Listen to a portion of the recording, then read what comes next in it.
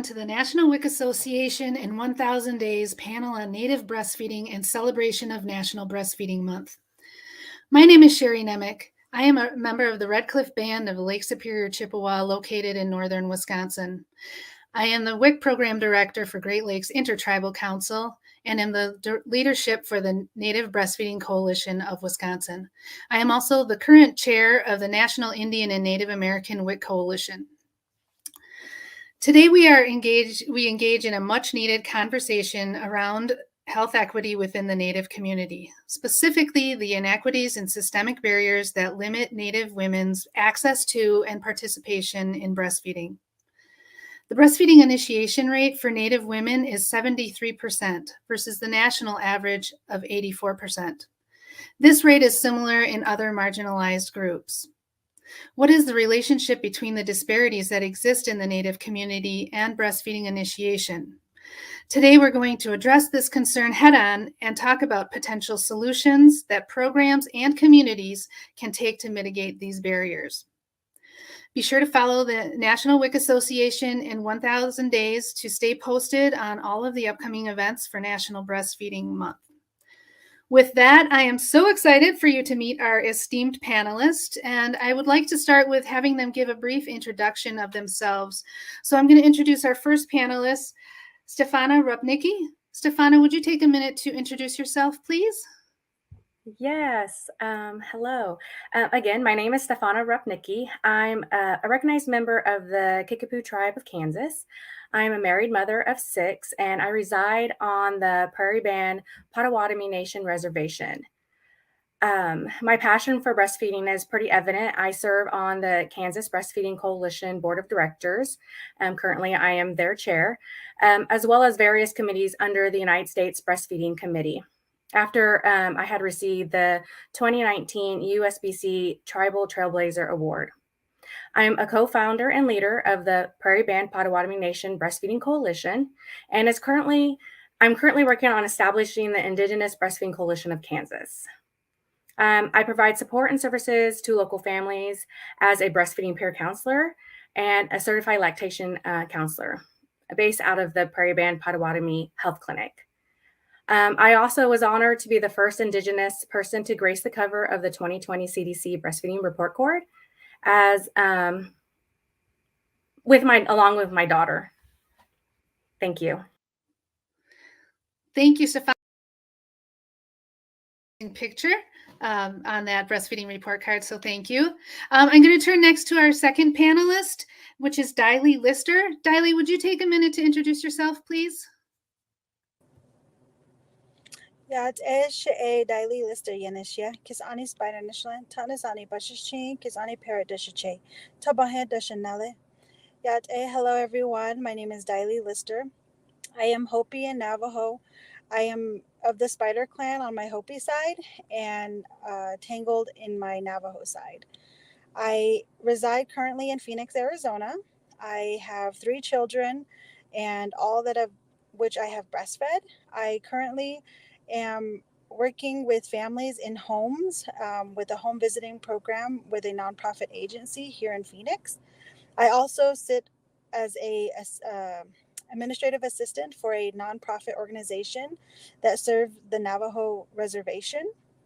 I find a passion for breastfeeding, one, because I'm currently still doing it with my youngest son who just turned a year old. So I've been doing this work for a very long time, not only with the home visiting services that I've been providing for the past 8 years, but also within my own personal life.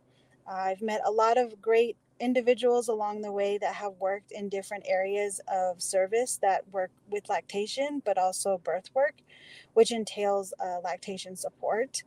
I am currently working on my IBCLC certification so that I may continue to support the community that I live in, but also the Navajo Nation community as well, to provide that support for in-home services to families that need it. I am currently an Indigenous breastfeeding counselor, and I've also been a lactation counselor previously as well. So I've been doing this for a long time and again, come with a lot of personal experience, and thank you for this opportunity to be here today. Thank you, Diley. Wow, amazing qualifications and experience you both have. I'm really excited to hear what you have to say for some of the questions we have today. And I know we only have an hour, so we want to make sure we pack that hour. So I'm just going to jump right into the questions. If you need me to repeat anything, just feel free to ask. And I think you gave us a little bit of this in your history, but I just want to emphasize this question. Tell us a little bit about your organization, the work that you do, and why that work is important to you. Stefana, do you want to go first? Well, I started off as, let me go back on that. So I was breastfeeding my third son, and I had a WIC breastfeeding peer counselor come to me. I wasn't able to have one with my first or my second.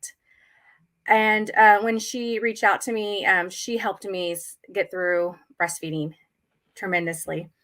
And it sparked my conversation with needing an Indigenous breastfeeding peer counselor for the community I lived in. And so she helped me kind of navigate that so that we could establish a breastfeeding peer counselor program for the Prairie Band Potawatomi Nation, which I reside in. And so the work that I do is basically, I may not be WIC, but I do follow WIC things. And so that's kind of how it got started. Back in 2018, I became the very first Prairie Band Potawatomi Nation breastfeeding peer counselor. And so that's who I represent and work for.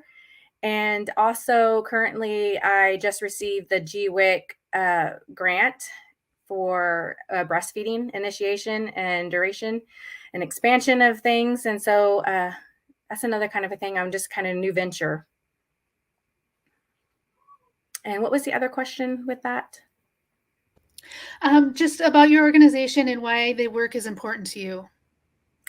The work is important to me because as a mom that I have 6 children, and I didn't have the support that I needed. And it wasn't until I had a WIC breastfeeding peer counselor. That's when I became passionate. I was like, oh my gosh, we can have basically a cheerleader to help support you through your breastfeeding journey. And I wanted to be that for my community. I went through several struggles with all of my children. Every single journey with them was different. And I think that helped give me a strong foundation to be a support person for my community in regards to breastfeeding. So that's right there in a nutshell. I love that answer. And I think you really hit on what WIC hopes the peer counseling program is. It's first of all, the peer-to-peer, someone you can relate to, and whether that be, your cultural connections or anything, it's really that peer-to-peer support has really been that cheerleading. I love that you said that. So I think you hit on exactly what WIC would want to know or want people to know about the peer program. So that's great. Diley, was there anything you wanted to add? I'll just say again, anything about your organization, the work that you do, and why the work is important to you? I think sitting as the administrative assistant for the Navajo Breastfeeding Coalition, I began following them way before I was even a part of their organization. And a lot of the information that I've come across and just learned about them has been amazing. One, the Navajo Reservation is a pretty big, population among indigenous groups.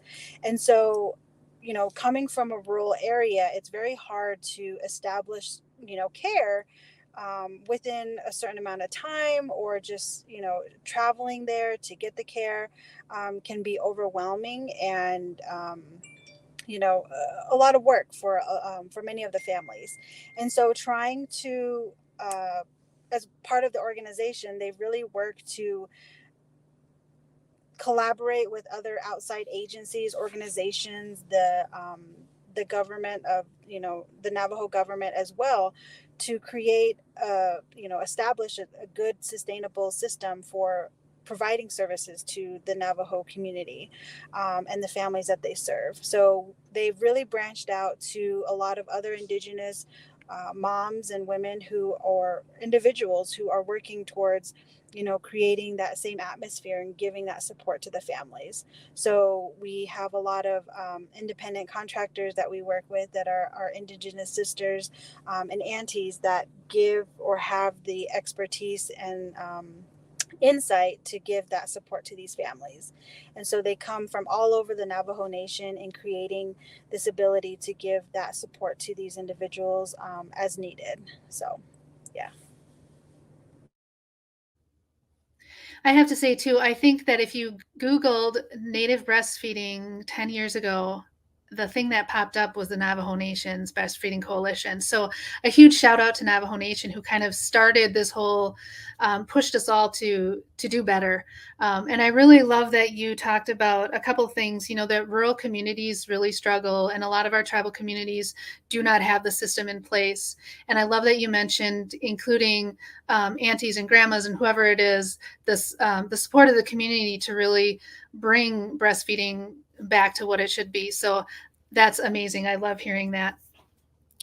So nationally, breastfeeding rates have increased from 42% in 1998 to 71% in the last few years. What role do you think that WIC has had in contributing to that increase? For myself, I think it's just been the fact that we have breastfeeding peer counselors. Having that program is just critical in the increase of the rates that we have had in the last, oh my gosh, 10 years. My oldest son is 12. Like I said, I didn't have a breastfeeding peer counselor with my first and my second one. I feel like I would have had breastfed them a lot longer if I would have had that support. I went with my first one 3 months, and then my second one 5 months, to having a WIC breastfeeding peer counselor with my third, breastfeeding for him for 26 months. I think right there it shows exactly why that has helped increase that. I agree. Definitely the peer counselor, breastfeeding peer counselor programs have definitely expanded a lot, not only, within communities, but also the rural communities, and having, again, our sisters and aunties that have established that training and that background to be able to provide that support. Because what I've come across, even for myself, was trying to find somebody that can have that connection with me as well, right? Having the backstory of coming from a rural community, trying to find that support and get reconnected again with those traditional, roots and culture and, those first foods for that baby. And so I think, like she mentioned, my oldest is going to be 15, and I didn't breastfeed her as long, and again I think I was missing that other piece to continue our breastfeeding journey. Now looking with my son, we've been going essentially 13 months strong, and it was hard in the beginning, but I was able to find my network support through my sisters and my colleagues, and having them give me that support. So I think definitely the growth of the breastfeeding peer counselors has definitely expanded across all over Turtle Island. So, yes. Yeah, I think we can't highlight enough the importance of support within the communities. And I think, I know part of the work we do too is making sure that there are images and wording and things that reflect the culture versus just a general handout, but something that can really show our families that, hey, this is something that we do. This is a traditional value, and we want to move back towards that. So you both emphasized so perfectly that community support and that peer-to-peer support is so important.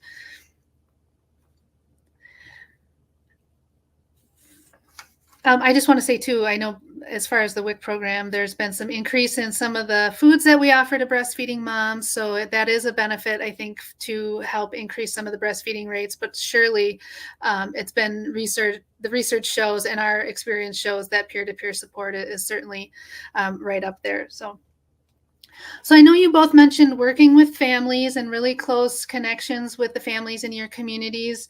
What are some of the benefits of breastfeeding that you emphasize when you're working with those families? How do you kind of bring them to see both the cultural and nutritional and just overall value of breastfeeding?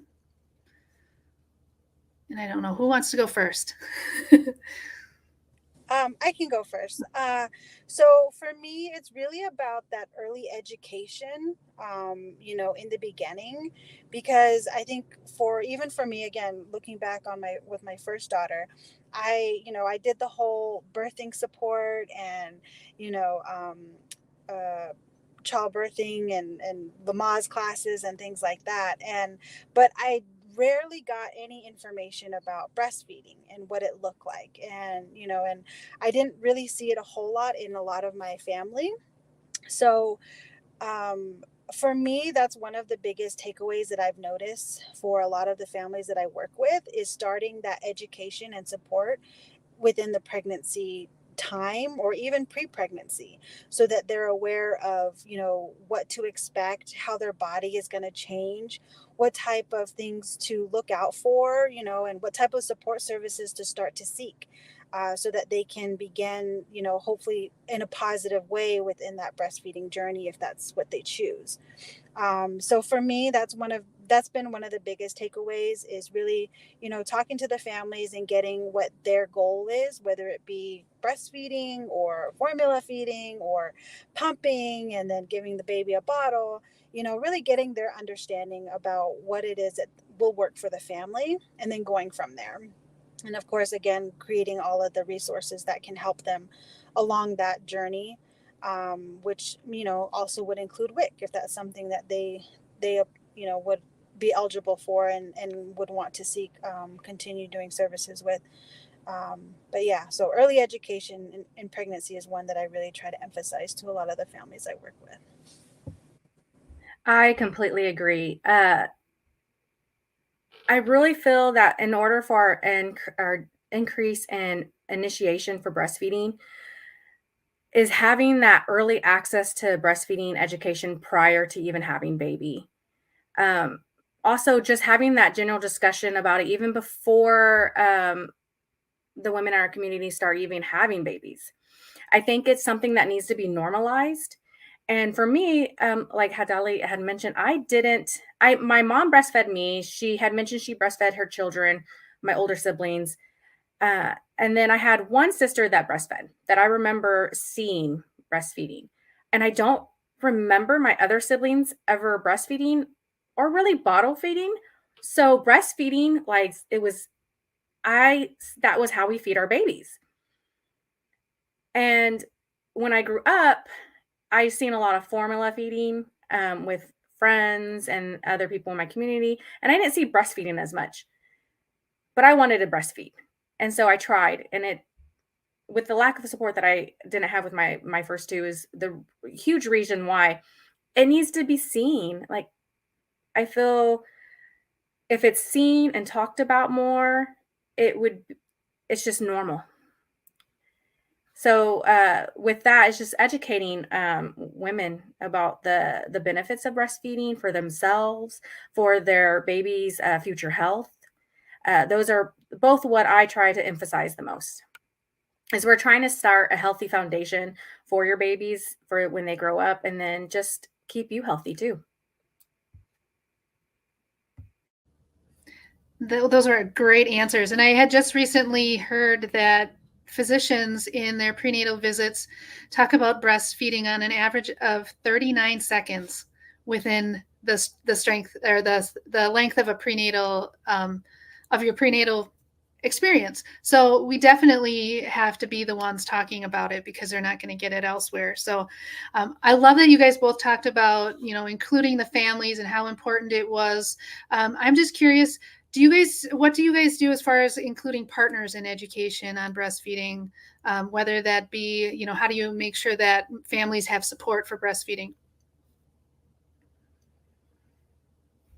I know for myself, I do home visits, and when I'm doing home visits, I try not to just talk to the mom.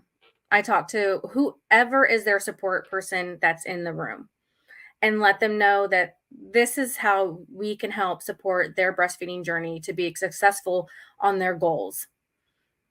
Would that be helping them around the house because that's a stress that you need to take off of their checklist, or just being there supporting them in a way that they can breastfeed more comfortable. Just making them feel like they're part of the experience is really important, because if they feel like they're a part of the experience, then they are going to want to make sure that this is going to be a successful journey for their person that they support. Yeah, I agree. It's, definitely making them feel still inclusive to what's happening, because the fathers, as we know, I think through just the work that we do in general, they play a vital role, in raising the child. And what we hear a lot of is, dads don't like the idea of breastfeeding because then they feel left out and they feel like they're not being heard or they're not getting that time, right? We talk about bonding and what that does for breastfeeding moms and so forth. So for me, it's same thing. I definitely try to have the father feel included as much as possible, asking him, what does he see? What does he see himself in this? Once baby comes, how does he feel like he can contribute? um, and maybe what are concerns that he has? Maybe he does have concerns about mom breastfeeding, and what does that mean, or what does that make him feel like, and validating those emotions and allowing him to see that there's other alternatives if breastfeed, or if the breastfeeding is what mom wants to do. How can we create this partnership to make it a positive experience for both mom and dad? So definitely, getting them involved, and home visits, like I said, are such a positive thing in general. I mean, you can do that in the hospital, yeah, maybe, but you only get them for so long. But being in the home where they're comfortable and that environment is just there, and it really helps them to open up and really feel and just be there and acknowledged, I guess. So definitely having that conversation and including the father is important, or the partner. I agree. Yeah, great answers. And I love that you both mentioned, I think you both mentioned home visits as a key to your kind of your success or connecting with families. And I think that's fantastic. I think being in the clinic environment sometimes is a little stifling, and you can really get a little bit more of a sense of a family at home. So um, I also just wanted to tack on a little question, because both of you talked about how to help a family meet their goals or how to help them set a goal. I'm just curious if there's anything more about that anything any tips or techniques you've used to try to get the family to set a specific goal, or what you might do to encourage them to meet that goal they set. Well, for myself, I always tell them, let's start off small. If you start off small, then when you make that goal and you go over it, you feel more empowered. I went over 3 weeks of breastfeeding. Okay, I can keep going. I can do this. I can do this. So for me, that's what I just like. I like to listen to them. It's like, what do you want this outcome to be for your breastfeeding journey? How long do you feel like you want to breastfeed? Do you feel like you want to go further than that? This is you. This is your baby and this is your body. What do you want to do?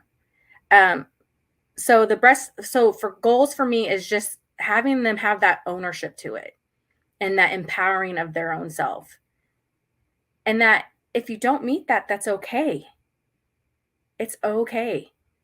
You can always try again. What can I do to help support you so that you can reach those goals? I love it. Anything to add, Diley? No, I think she hit it right on the head. So no, I agree. Those goals are really important, and giving the mom that empowerment feeling that she has, that she can do it, is really, really important for them. Yeah, absolutely. I love those words, empowerment and ownership. I think you said both. And amazing. I think that's exactly a great key for all of us to remember. So moving on, in your experience, how does culture impact breastfeeding practices? What have you seen?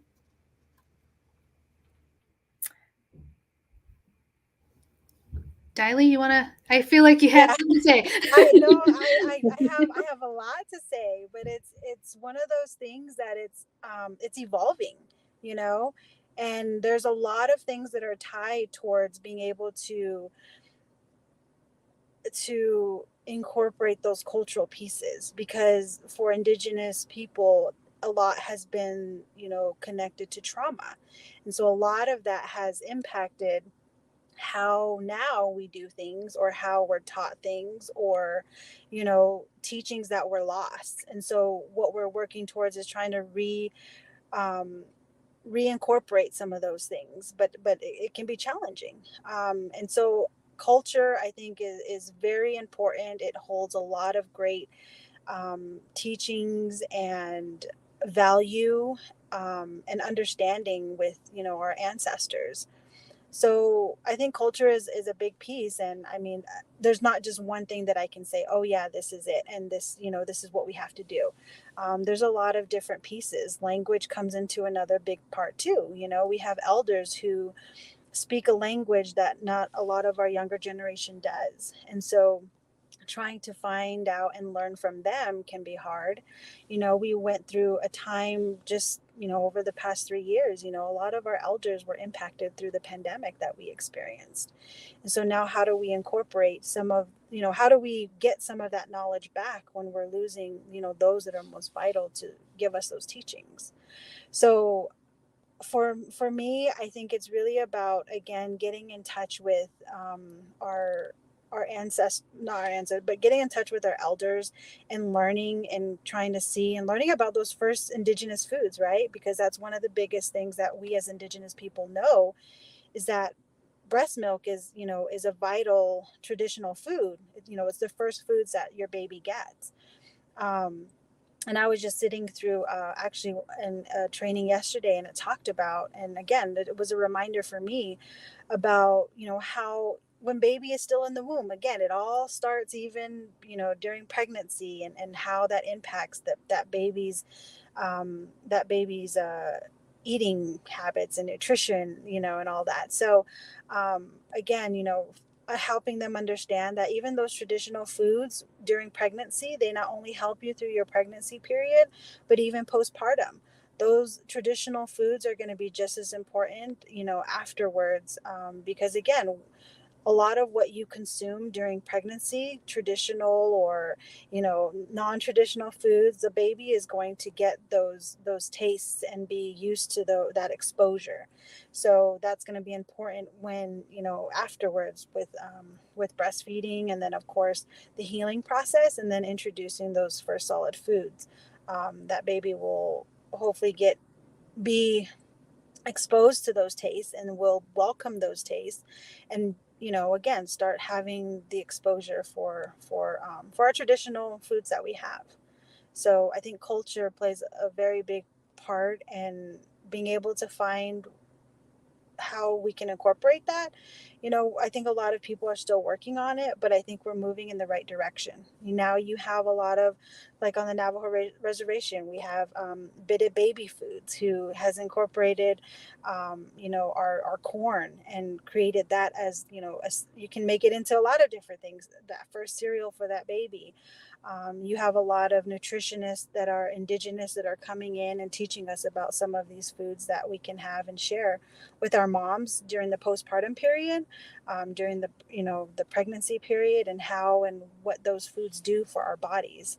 And of course, even for our breastfeeding moms, you know, what type of traditional foods will help in lactation and, you know, milk support and things like that. So I think culture, there's a lot of pieces that we can get into, and it's all kind of all over the board. But um, I think it's always going to be an important piece for a lot of our families.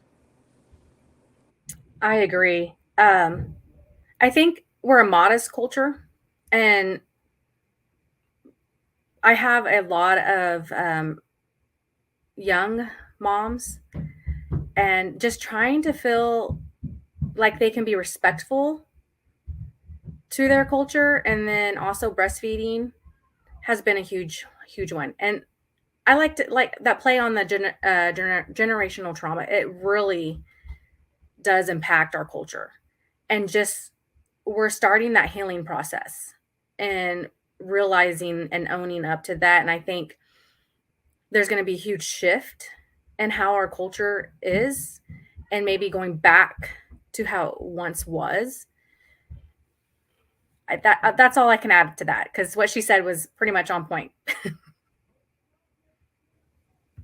Amazing answers, you guys. Was there anything, Diley, that you wanted to add from Stefana's comments, or vice versa?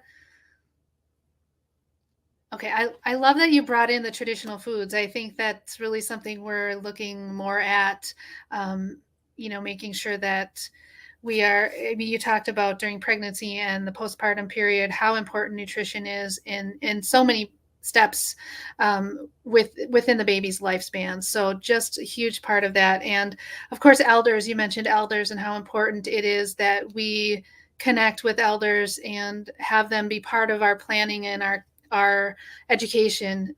There's just so much a part of what our culture, where our culture goes. So amazing answers, you guys. I loved listening to you both. Let's see. I'll jump into something else here. The breastfeeding initiation rates for the Native population is around 73% nationwide. And then the national average is about 84%. This is similar within some other marginalized groups as well. What do you see? How are the systemic inequities affecting breastfeedings and the attitudes about breastfeeding in the Native communities? It's kind of a deep question, but what do you see as far as the inequities, and how is that affecting breastfeeding in your communities? Well, what I have noticed is that the fact we're the other. We don't have much statistics or data in breastfeeding in our indigenous communities, or we get like put on to others. So right there, I think we need to make it important that we start seeing and hearing and being there in our indigenous communities to know what is it for our breastfeeding, because we don't have that storyline. I think it's just kind of a huge fear to discuss, because we're very attached parenting style.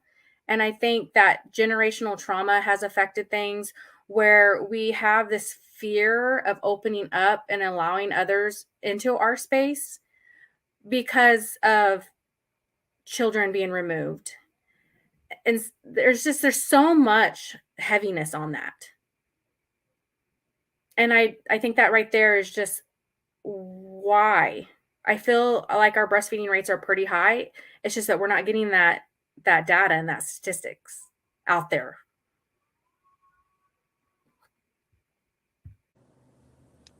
Yeah, I agree. It's definitely not accurate at all. I mean, we look at other indigenous data, when it comes to things like MMIW, missing murdered indigenous women. Like, half of the data is not even there, and we're barely trying to get that information. And so the same thing is true for breastfeeding rates. I agree. I think it is a little bit higher than we anticipate it to be, which is great. Was it easy to get there? No. Was it always like that? No. But I feel like that again is why I'm so grateful to be and know so many indigenous women, sisters, aunties, grandmas that have stepped forth to put in the effort to make this movement happen, right? I mean, and we're not done yet. We're not even close to being done. But definitely I feel like we're moving in the right direction, and the numbers are getting up there. And I think if we have someone who is able to devote that time and somehow we can get it all happening, I think we can see those numbers increasing a lot more. Because again, you have those rural communities too, where probably women are not getting regular care as they should, or nor is it normalized to be accurate at the same time all the time. 6 months, 9 months, postpartum visit. So again, all that data is not there. But I feel like, again, we are moving in the right direction with a lot of the organizations and coalitions and, across Turtle Island that are making a big change in those numbers, which is great to see. Yeah, I did want to make a point on that, what you had brought up. I have noticed, and it's something that I'm seeing across all of a good majority of my clients that I have, is that they're not being seen and heard when they're in the hospitals. And since I work for a tribe, I'm able to offer breastfeeding support to those that are not self-identifying as Indigenous as well. And it's so sad that I can see that difference from them being in the hospital and getting that lactation care at the hospital compared to to the Indigenous moms.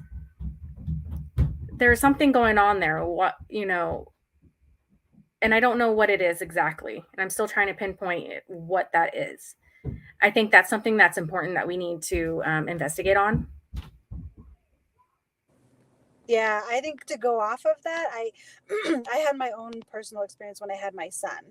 Having been lactation and knowing some of the information I do know and having that education background, I was surprised that even myself, I think a lot of it also has to go with advocacy and being able to advocate for oneself. I know younger me was not probably able to do that, but the older me now, and having been exposed to a lot of the stuff that I have been exposed to, I was like, no, I'm not settling for that. Like, I know I deserve more, and I know what I need. So listen to me. And that's exactly what happened with my son. I was like, he's not latching on. He's not, my milk hasn't come in. I'm having a lot of issues. And I told one of the ladies, I'm like, can I get a pump? Like, I need a pump so I can at least try to get something going here. And she was like, why do you need a pump? Like, why do you think that's going to help you? And I was kind of like, what do you mean? Like, I did whether I think it's going to help me or not, or that it will be. I mean, this is something I'm advocating for myself that I need. So why would you not give it to me? So it was a definitely, again, younger me probably would have been like, okay, so what should I do? And just kind of step back and took whatever they gave me. So Yes. a lot of it is education, advocacy, and just building that ability to know that we as women, Indigenous women, know our bodies, we know ourselves. It's just being able to get Yes. in touch with it. Motherhood is empowering in itself. Once you become a mom, you're a completely different person. And the more you have children, you're empowering for yourself, just like intensifies. That mama bear comes out, as I say. It's amazing. I can tell because I'll have clients that have come back with their second baby wanting support because, like I said, every pregnancy, every baby is different. It's not going to be the same journey every single time. But you can see how strong and empowering they are now and advocating for themselves. And that's a huge thing is I've been there. I didn't have that strength and that empowerment when I was a new mom. And then I've gained that now being a seasoned mom of 6. And so I can help them with that as well. I think that's a huge thing with lactation support is just that empowerment. I can't say it enough. I love being able to advocate for yourself, being empowered for yourself, and just standing up. That's amazing. And I love that, you both mentioned the advocacy, like advocating for yourself, for your community, for whoever. And I think that, like Stefana said, she has been able to help other people. And the hope is that as other people build their strength and learn to advocate for themselves, that they can then go and help other people. So it becomes this continuous spread of this amazing knowledge and experience. And it's amazing to see with a mom who has, gotten to the point where she doesn't care if anyone watches her breastfeed. I think that's one of the things we see a lot is like someone mentioned we're a modest culture, but I know at some point you're like, I'm feeding my baby and that's that. And I think that's I can remember my husband's granny. I was trying to be modest with my first. She's like, just feed that baby, and I'm like, okay, I will. And just you're feeding your baby. That's it. Just feed baby. Yes, a message we need to send all over. Right. Okay, so we are actually nearing the end of our time. It's been amazing, you guys, but I did want to just kind of give you a chance to dream big.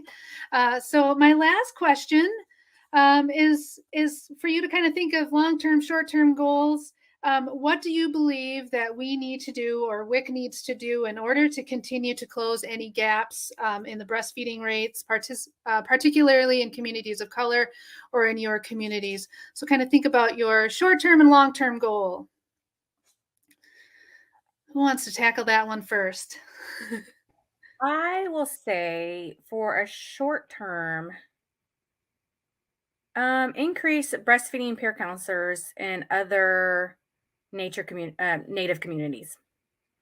I had mentioned that I'm a GWIC recipient, and the huge thing for me in my grant when I was writing is I wanted to help the other tribes in my state have the same thing that the tribe that I work for have, because everybody needs somebody that they feel like they can identify with, that they feel comfortable with. And in all of our Indigenous communities, even though we are all brothers and sisters, we still all have different things that we do in our own ways. And so right there would be a short-term goal, is increasing breastfeeding peer counselors for other Indigenous communities so that they have it. A long-term, I think a huge one for me is I feel that breastfeeding, and I know this isn't WIC, it probably isn't WIC, but having their access to their baby with them at work, I think that's a huge thing. We need paid maternity leave. I have moms that go back to work a day after they have their baby because they can't afford it. And that ultimately squashes their breastfeeding journey, sadly, unfortunately. And just maybe, more places feeling more welcome to having a baby come to their space of work and to help increase that, because we all know breastfeeding helps the baby have a better health system. So then they're not going to be needing to take off of work as much because their baby's sick compared to a formula fed counterpart. And then increase of childcare. Maybe more businesses offer actual in-department childcare so that moms could take off their break and go to see their baby to breastfeed or stuff like that. I know these are just kind of like things I have in my head that I would, if I could, would do. And that's just hearing back from moms in my community, their cries, what they need. I'm like, what can I do to help that and support that? I'm just a small person in that, but I mean, maybe. So those are mine. Those are amazing. I love it. And I think we're all on board with the paid maternity leave. We need it. We need it. Diley, what can you add? Oh my gosh, you hit like the top three, I think. I think thinking from a rural perspective, though, is really, because again, Navajo Nation is so big. I mean, I like that, it is growing to the point where they are recognizing and putting emergency clinics or clinics within certain communities that are, more rural. Because originally I grew up in Winslow, and our reservation is like 30 minutes from Winslow, so a lot of the communities nearby travel into Winslow for a lot of their care. Recently, they built a clinic out in Delcon, Arizona, which is not yet open, but again, it's another quick access point for the communities that are out there. For some, it's a commute, an hour and a half from their community into town. So I think for me, it would be definitely, having rural Indigenous communities recognizing the importance for, care, not only with, the elders and those that are ill, but also the um, the